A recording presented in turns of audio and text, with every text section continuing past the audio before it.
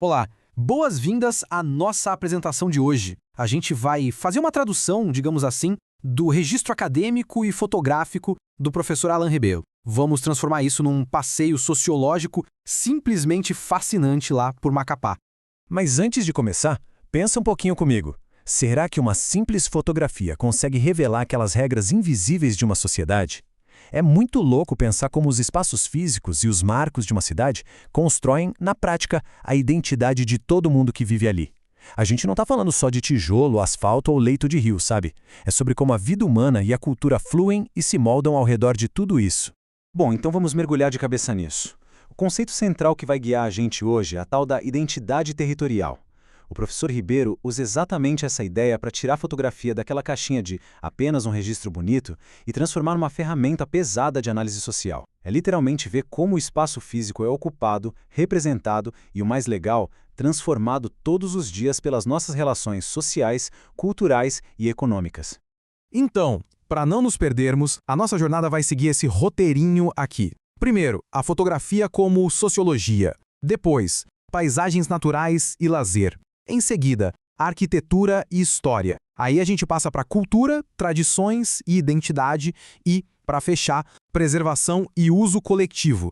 Simples assim. Começando pela nossa primeira parada, a fotografia como sociologia e como usar as imagens como ferramentas sociais. O detalhe importante aqui é que as imagens desse estudo não são só cliques estéticos. O professor Ribeiro organizou as coisas em 3 eixos principais: paisagens naturais e lazer, arquitetura e cultura e eventos sociais e preservação ambiental. Esses 3 pontos são basicamente o nosso mapa. É através deles que a gente vai descobrir como as pessoas interagem e acabam mudando não só a natureza do Amapá, mas a vivência diária de todo mundo por lá. O que nos leva direto para o ponto 2, paisagens naturais e lazer. Como é a vida exatamente na linha do Equador? Agora, o que é muito interessante aqui é esse contraste geográfico maluco que Macapá tem.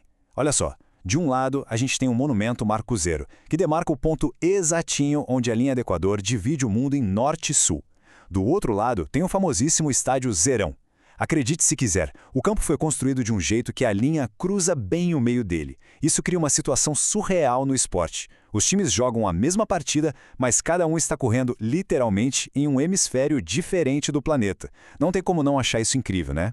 E além dessa posição global privilegiada, tem o peso absoluto da Amazônia. Imagina só você lá de pé no trapiche Eliezer Levi, que é esse pira enorme que avança pelo rio, te dando aquele pôr do sol inesquecível. Essa força brutal da natureza dita completamente onde e como as pessoas vão socializar. A orla de Macapá, por exemplo, é o grande ponto de encontro da galera, sempre com a imensidão do rio de pano de fundo. E que rio, viu? O Amazonas tem um volume de água impressionante e, claro, aquele fenômeno famoso e indomável da pororoca. É a natureza ditando o ritmo da cidade. Bom, vamos para a nossa parte 3, arquitetura, história e como essa planta colonial foi desenhada. Vamos avançar um pouquinho e ver como tudo isso se constrói no tempo. Se a gente olhar para 1761, temos a inauguração da Igreja de São José de Macapá. É o prédio mais antigo de lá, o coração da fé e da história colonial. E na mesma época, eles construíram a Fortaleza de São José de Macapá, que é uma estrutura simplesmente gigantesca, pensada para ser uma fortificação estratégica bem ali nas margens do rio Amazonas. Sabe, não são só prédios antigos e bonitos, são âncoras da identidade daquele território. Elas influenciam até hoje a forma como a população enxerga as próprias raízes. Chegando no ponto 4 da nossa análise, cultura, tradições e identidade. O patrimônio vivo da cidade. Aqui a gente destaca 2 espaços que são verdadeiros guardiões do que é ser amapaense. Primeiro, o Museu Sacaca. E esquece aquela ideia de museu fechado, tá? Ele é um ambiente a céu aberto que reproduz fielmente como o ribeirinho e o indígena vivem. Tem casa sobre água, farmácia de medicina natural, é totalmente imersivo. Junto disso, tem a Casa do Artesão, que é o maior centro de produção de artesanato do estado, mantendo firme e forte a famosa cerâmica do Maranhão. Esses lugares não estão ali só para visita turística. Eles são a prova viva das dinâmicas sociais acontecendo na prática, trabalhando para preservar um conhecimento ancestral absurdo. E, finalmente, o nosso ponto 5, preservação e uso coletivo. A grande missão de proteger o futuro. Então, o ponto crucial de tudo isso é o equilíbrio. E nada mostra melhor isso do que a área de proteção ambiental do Curiaú. Galera, não é só um pedaço de natureza intocada que decidiram cercar. É um quilombo histórico que vive e pulsa, mantendo ativamente as tradições do mar abaixo, misturadas com uma natureza exuberante. O Curiaú é a prova real de que sustentabilidade e educação ambiental só dão certo quando a cultura das pessoas que moram lá é respeitada e incluída no processo.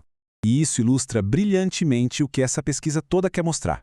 Se a gente pegar essas 10 representações icônicas de Macapá e agrupar pela função social que elas têm, olha o que acontece. O Marco Zero e o Zerão criam a identidade geográfica. A igreja e a fortaleza de São José sustentam a fé e a história. O Trapiche e a Orla ancoram o lazer e a conexão humana. O Museu Sacaca e a Casa do Artesão nutrem a tradição viva. E lógico, o Rio Amazonas e a APA do Curiaú garantem a conexão entre natureza e preservação. Percebeu como é um quebra-cabeça perfeito? Cada pedacinho do território tem um papel social bem definido para dizer ao mundo: isto é Macapá. Para amarrar tudo isso, a gente traz de volta a principal conclusão da tese do professor Ribeiro. Ele diz que as imagens deixam de ser apenas registros estéticos e passam a funcionar como instrumentos de análise da realidade social contemporânea.